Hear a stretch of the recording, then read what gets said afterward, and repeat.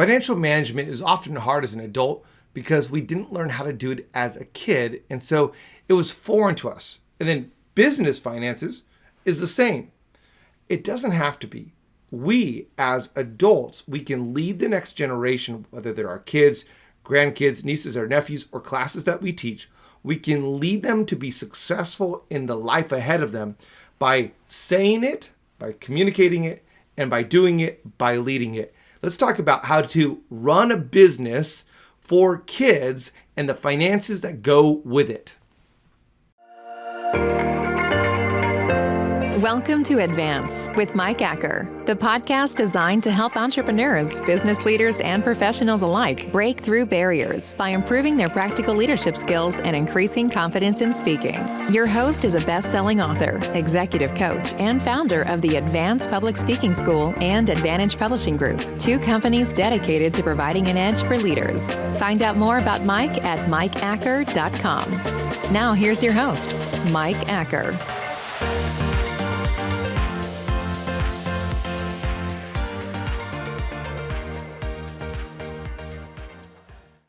I'm so excited that you tuned in to Advance with Mike Acker. I'm Mike Acker. I have a 5-year-old kid who just turned 6. I guess I have a 6-year-old kid. And my wife and I, we love him. We cuddle with him. We take him out to do things. We read with him. We do all the things that parents who are trying to be good parents do. And we're also teaching him finances. So 2 videos ago, I taught about what we're doing as parents in the financial realm, just teaching him how to work hard, teaching him that to get money, you go to work. It doesn't come to you. No one gives me money. I have to go to work. I have to go get it. I have to go do it. I have to produce something to be able to earn that income. So we're teaching him that. And then we're teaching him what to do with money, not just to spend it all, but to save it. My wife and I save. My wife and I are trying to be diligent with our money, not being in debt. We're not doing it elaborate stuff. We have a budget that we're doing our money with. And so we're teaching that to our son. And then we're reinforcing it. So that's what we talked about 2 videos ago. So definitely encourage you to go watch that, to share that, to subscribe so you make sure you don't miss that kind of content. Then last time we talked about how to start a business. Now business can be quite complex.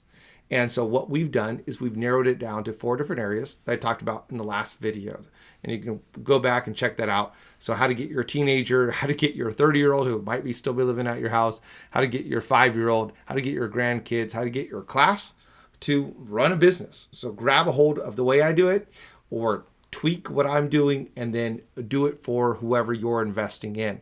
Remember, leadership and communication go hand in hand, whether you're a entrepreneur, whether you're a C-level executive at a massive global firm, whether you're a freelancer, whatever you do, leadership and communication go hand in hand. These are universal advantages.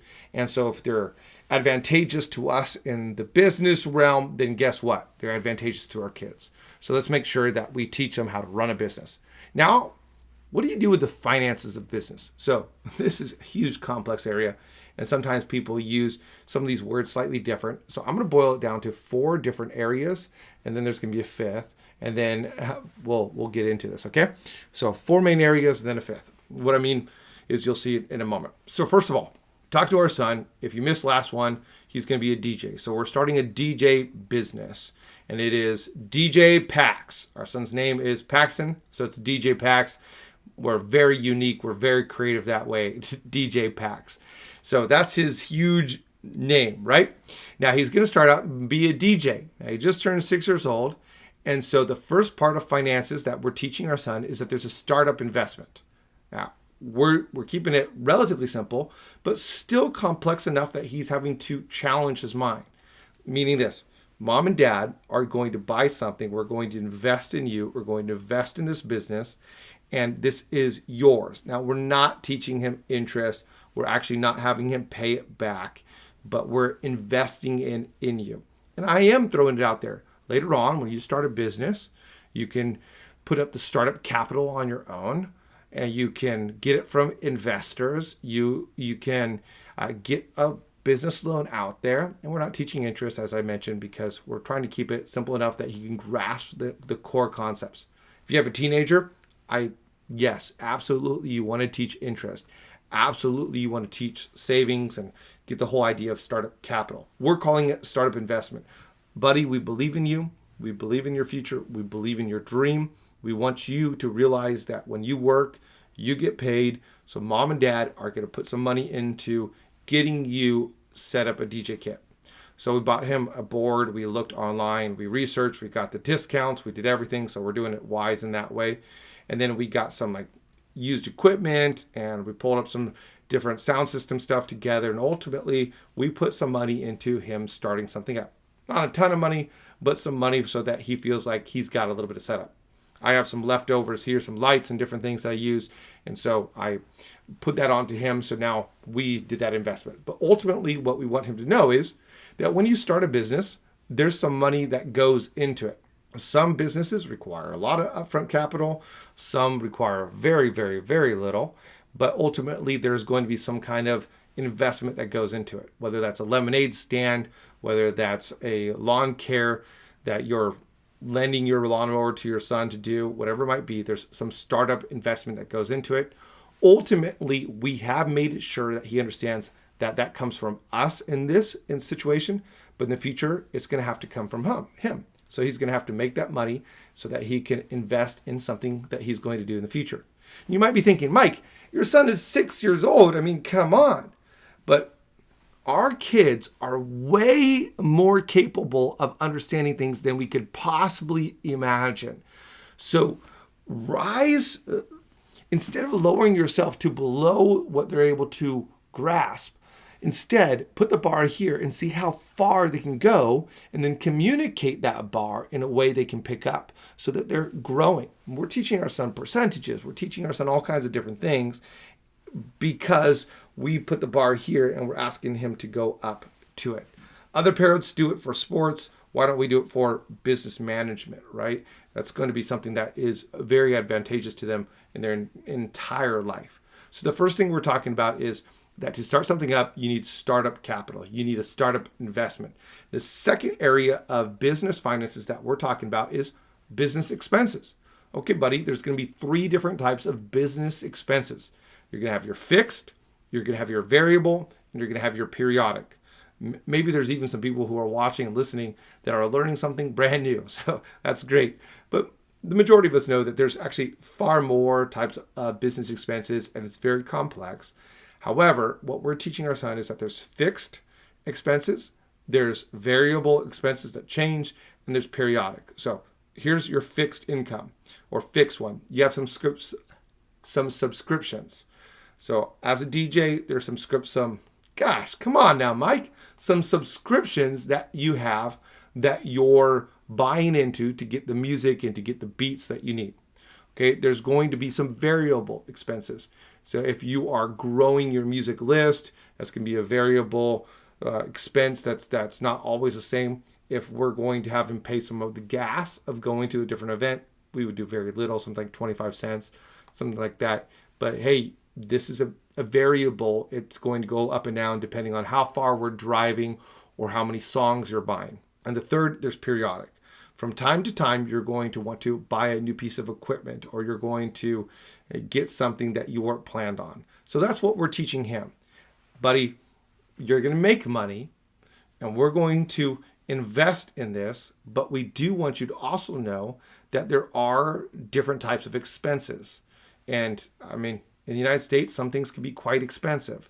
So, man, buddy, you're going to have to pay for gas. If we're going to drive all the way over there, it's going to cost you 25 cents. It's going to cost us more, but that's what we're going to defer on to him as part of that investment.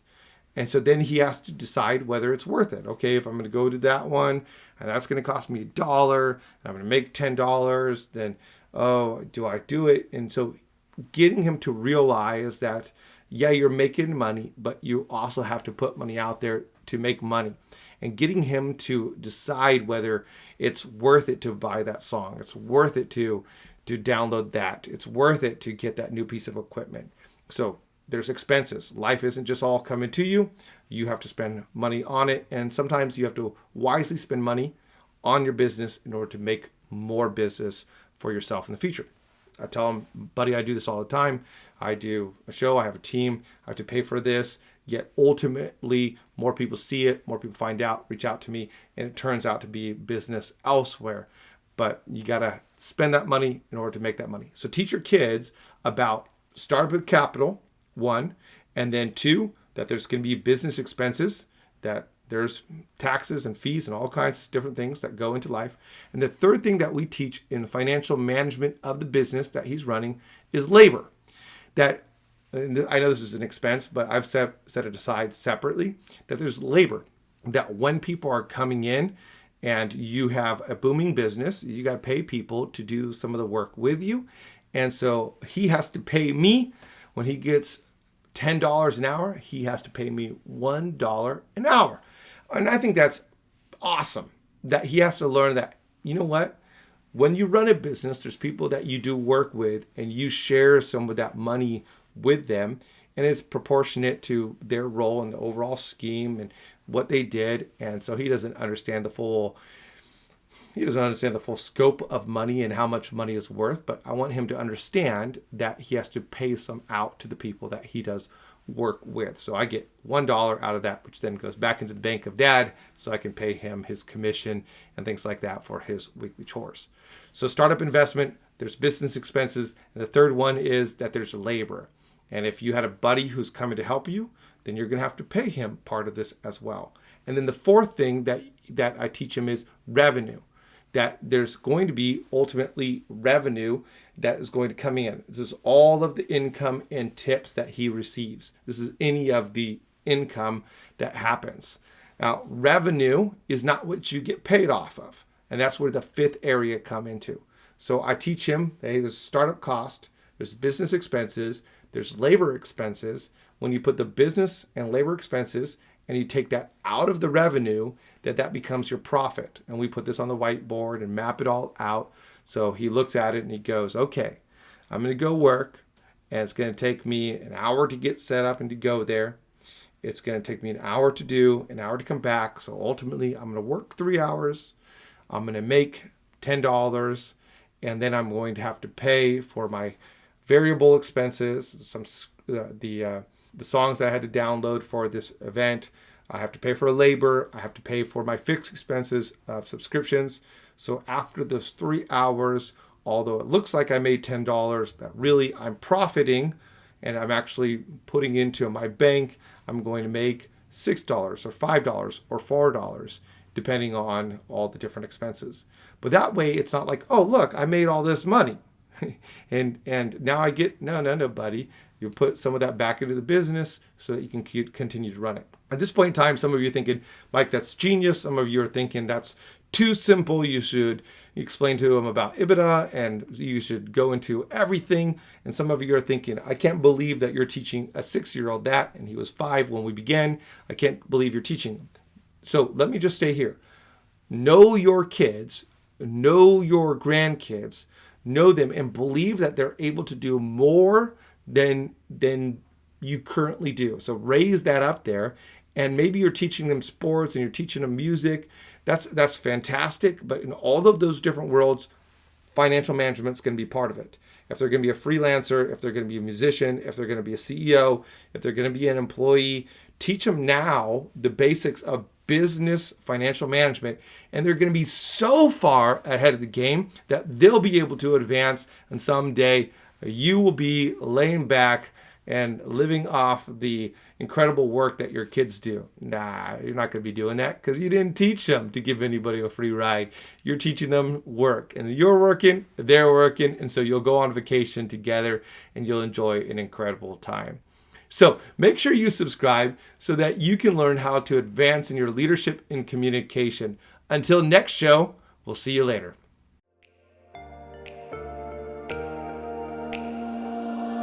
Thanks for listening to Advance with Mike Acker, a podcast designed to provide an edge for leaders through improving practical leadership skills and increasing confidence in speaking. Mike is a best-selling author and business owner who has helped many leaders increase their skills and their confidence, propelling them to new heights in their personal and professional endeavors. Join an incredible group of professionals taking the steps to become better leaders at connect.stepstoadvance.com. Don't forget to rate, review, and subscribe so you never miss an episode.